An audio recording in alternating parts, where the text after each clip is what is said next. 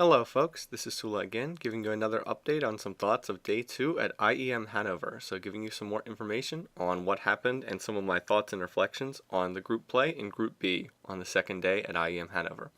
Now, the story of the day was the success of the European teams. On day 1, it was the 2 American teams in Group A that did the best, but really today, in the second day, it was the European teams that struck back, with Moscow 5 and SK Gaming topping the group and looking really dominant, while the American teams Curse and Team Solomid were considerably less successful. And in fact, the other big story on the day is Team Solomid not making it out of the group stages. So yes, Solomid is now finished at IEM Hannover, did not make it out of the group stage, and will not be playing in any more matches. So I'll get into that more in a little bit more detail in a minute. Moscow 5 topped the group 5-0 today. They won all of their matches, were not defeated by anyone, so they continued their strong play from previous tournament, IEM Kiev, and they still look like one of the teams to beat in this tournament. SK Gaming 4-1 in the group today. Their only loss to Moscow 5, defeated everyone else in the group stage. So like I said, the 2 European teams really the ones that look like the ones to beat in this particular group. Now, one problem with today's action, on the first day yesterday, I was able to watch all of the matches. Today, I did have to go into work, so I was only able to watch the first half of the matches. I wasn't able to see like the second half of the matches, so I don't have quite as much to say about today's games as the first ones, just because I didn't see as many of the games. But I will go through and talk a little bit about some of the games that I did see here. So again, one of the big stories was Solomid not making it out of the group stage. So really, I'm sure it was absolutely devastating to Team Solomid. They've been promoting this on their website just for months now, how they couldn't wait to get to this tournament and how they were so excited about being there. And then they were unable to make it out of the group stage at all. But they didn't, I mean, to be fair, they really didn't deserve to make it out of the group stage because they just didn't beat the other teams that they were competing against. Solomid ended up losing against Moscow 5, they lost against SK Gaming, and they lost against Curse, and winning any one of those 3 games would have put them through, so they just didn't win the head-to-head matches against the other teams that they needed to beat. Got up very early, saw the first match between Solomid and Curse, which turned out to be hugely important because that was the game that ended up sending Curse through into the knockout stage, while Solomid didn't make it. And in that game, Solomid was in very good shape early on.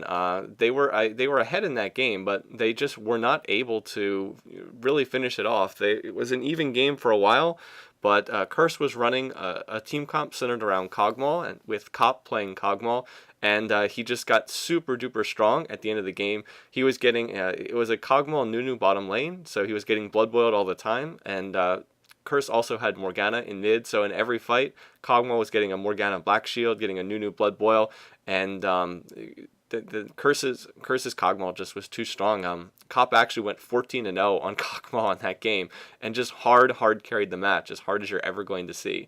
So that was a huge issue in that match.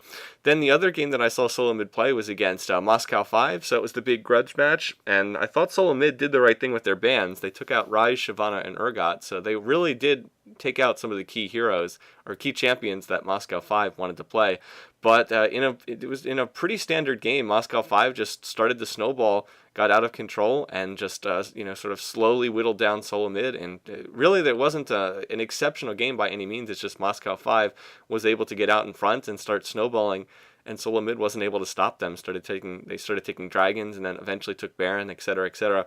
The other key thing in that game was Moscow 5 was running Ashe Janna, and they were using Ashe Arrow to initiate, and they got some really good initiations with Ashe Arrow, and Solomid just not able to come from behind.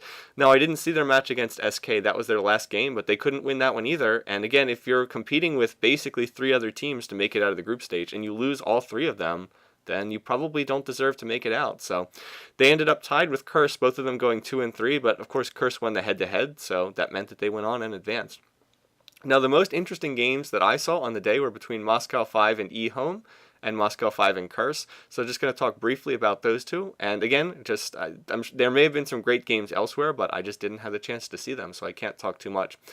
I would say if you're going to watch one game from today, I would recommend watching Moscow 5's game against EHome. EHome being the Chinese team that was here at IEM Hannover. Just a really crazy game. Moscow 5 was doing all sorts of really interesting things. They started out the game by counter-invading, of course. Moscow 5 known for their counter-jungling. They went for a counter-invade on the other team's red buff, and they actually sent their support into the jungle too. They sent Janna, their support, into the enemy jungle along with their jungle Shyvana, just to counter-jungle that much harder. They actually killed the jungler for EHome, who they were running a jungle Warwick, and took first blood. And I can only imagine just how confused EHome was when they saw support Janna running around in their jungle too, helping them counter jungle.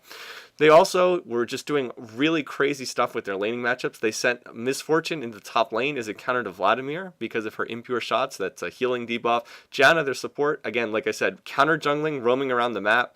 They were just swapping all over the place. Moscow 5 not sticking with lanes. They were switching champions constantly. For example, Misfortune, first she was in top, then she switched down the bottom, then she was mid. They just were rotating their lanes constantly and putting just mass pressure on every single lane. And it was really just a beautiful thing to watch. Just a crazy amount of coordination between their champions. They had a lot of champs that all had extra movement speed. Shyvana, Misfortune, Janna, etc. All champs that get movement speed buffs in some way, and just using that movement to just move around the map, put pressure on objectives, take neutral buffs. Just really crazy stuff. And they were able to shut down EHome's Vladimir player just completely. He really got no farm at all. Moscow 5 forced a 20-minute Baron, got an ace, and just finished it off very, very quickly. They just weren't laning, period. They just were moving champions around the map constantly, and it's something that you really don't see in League of Legends. So if you want to watch a short game, that one was only 20 minutes, but it was a very exciting game and a very interesting one to watch. And then the other game that I saw that was probably the closest game of the day was between Moscow 5 and Curse. And Curse got very far ahead in that game. They were actually ahead 9-1 in kills at one point in time. And they did a great job of banning out the key champs for Moscow 5. They banned Gangplank, Shyvana, and Janna, who were really some of the key champs that Moscow 5 likes to play.